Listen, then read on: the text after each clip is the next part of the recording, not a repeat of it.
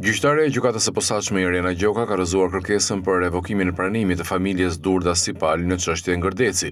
Avokati i Mediut në një pronësim për mediat pas seancës tha se ka kërkuar përjashtimin e gjyqtares Irena Gjoka, pasi sipas tij nuk kanë besim në panshmërinë e saj.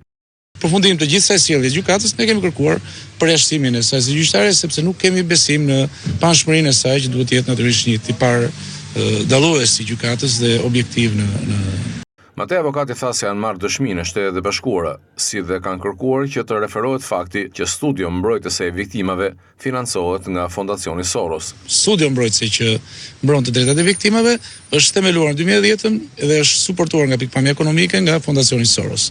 Dihet tashmë botërisht një, si thua, shfaqje kontradiktash në aspektin politik të gjës dhe armisia që ky fondacion të paktën në investimin e tij politik ka kundrejt korrentit politik ku zoti Mediu.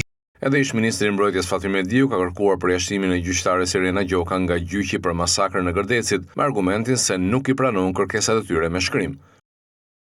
Është një histori e cila është ndërtuar në mënyrë të paligjshme, është hapur në mënyrë të paligjshme dhe vazhdon në mënyrë të paligjshme.